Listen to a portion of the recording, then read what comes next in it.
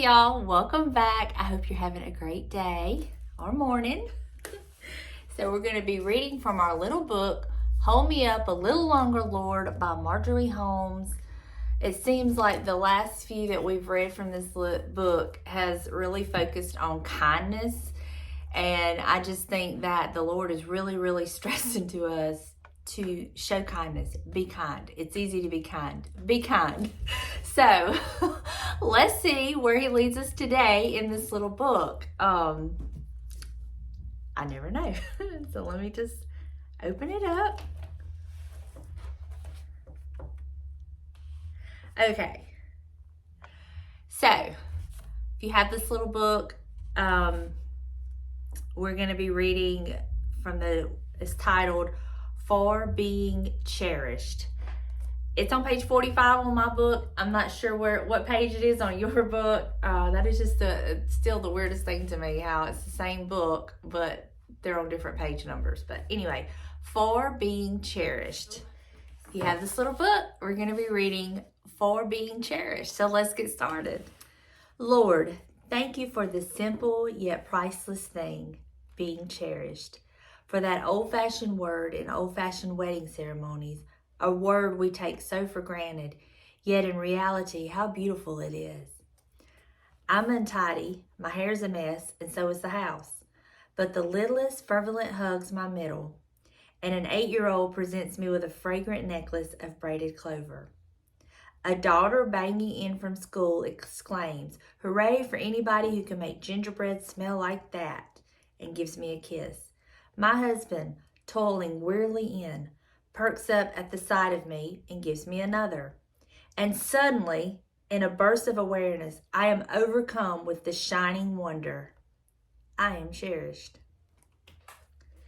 I'm sick, dizzy without warning, trembling not only with fatigue, but a chill.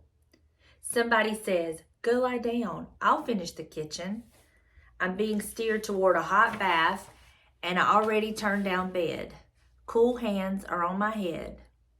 I hear them making phone calls I should be making, attending to things, since they're anxious tiptoeing about, and as I drift off, there is something deeply sweet about even the misery that set all this in motion. I realize I am cherished. And you know what? I think that's something that we all want to feel. We all want to feel that we are cherished. And that can go hand in hand with some of our other readings from this little book. The kindness, just being kind to someone, being willing to be there for them, to help them, complimenting them. You know, her daughter come in complimenting the smell of gingerbread. The little ones come in giving her a hug and giving her a crown of braided clover, or necklace of braided clover. You know, the husband, even though he was so tired coming in from work, stops and gives her a kiss. You know, little things like that matter. They matter so much. And I never want to take for granted receiving such actions and feeling cherished, but also the opportunity to make others feel cherished. I want my mother and father and my children to know how much I truly love and cherish them. And I used to kiss them to death when they were babies. And it ain't stopped now. I still hug them up and kiss them to death now. But they're my babies, and I want them to know how much I love and cherish them. I worry James to death, hugging and kissing on him. But I love him, and I want him to know how much I cherish him. How wonderful it is to be his wife. And that's another reason that we as wives, homemakers, mothers, grandmothers, aunts, sisters, we go out of our way to take care of our homes the way that we do. And no shade to the men that do this. I'm not shading y'all at all. I'm a woman. I'm a mother. I can only speak for me. But no shade to the men who do this, because I know that when I'm sick and not just feeling the best, how it makes me feel when James will say, "Don't worry about cooking, I got this," and he'll cook dinner and he'll even bring it to me, and you know, he'll turn down the bed and he'll, you know, say, "Won't you go get a bath and get in the bed?" You know, whatever. It does make us feel cherished. And we need that. If we didn't need that, God would not have put that need in us. You know, He would have not given us a desire to feel that way.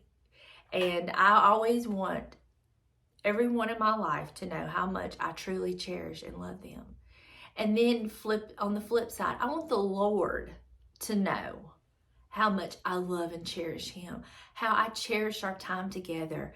I cherish the times that He talks to me. I cherish the times that He loves me enough to discipline me. I cherish Him enough. I cherish Him in the times, even though the processes are painful that we go through, I still cherish Him, because you know what? If He didn't love me, He would not care, and He would not take the time to see something in me worth putting through all of this to make me better. And I cherish that. I cherish the trials, although they're not fun. The outcome is always worth it. I've not been through a trial yet that the outcome was not worth it. The process was not worth it. And so I cherish that. And I want Him to know. And that's why I talk to Him. That's why I spend time with Him. Y'all, I will go around the house. I've said it many times before. Just talking to the Lord like if you was here and I was talking to you. I joke with the Lord. I laugh with the Lord. I pick with the Lord. I cry to the Lord. I, let the Lord know how much I love Him. I brag on His creations. I marvel at His creations. And I long to be in His physical presence. But until that time, I enjoy the spiritual side of it. And I want Him to know how much I love and cherish Him. He is the greatest. He is the absolute greatest, period. Exclamation point. Exclamation point, exclamation point. He is the greatest. And I love being with Him. And so I want to let Him know just how much I cherish Him. So here's your reminder to let your family and your loved ones know how much you love and cherish them. I know we get busy, things get hectic, and we kind of tend to, I don't want to use the word take for granted our family's members that are there, but we do kind of take for granted that they're there, And if they're not physically where you can hug them and kiss them, reach out to them, call them. If they don't like phone calls, like my son, text them, send them an email. I know that's kind of impersonal, but at the same time, that's kind of some of the only options some of us have. And then if they're physically where you can, just grab them up and hug them and love them.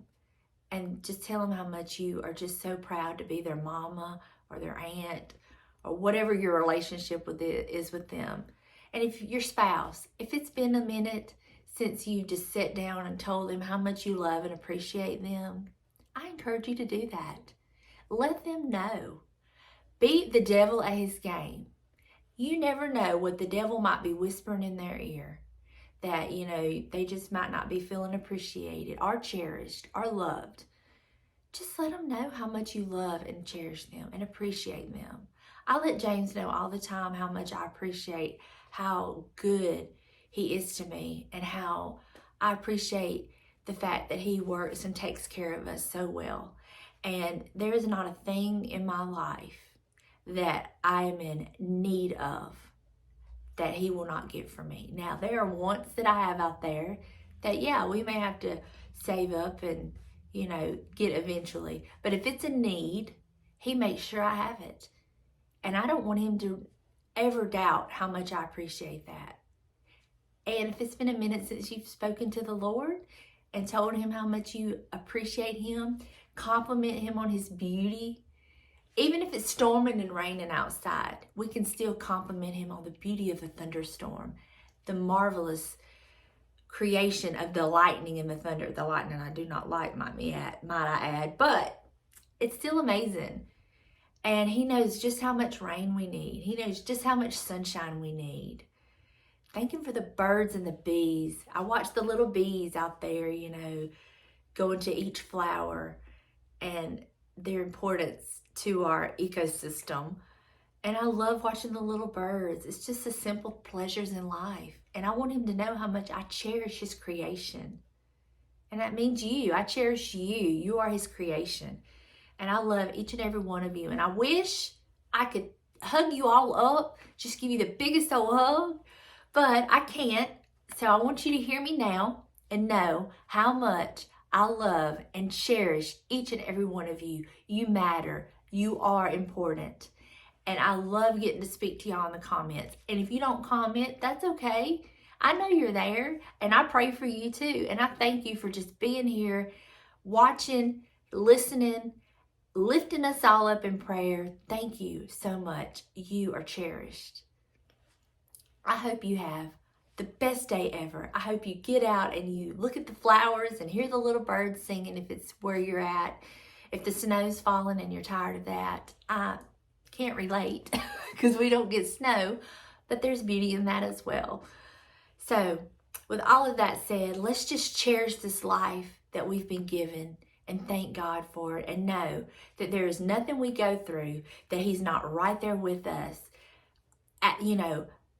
urging us on, helping us. Even behind the scenes, he's helping us.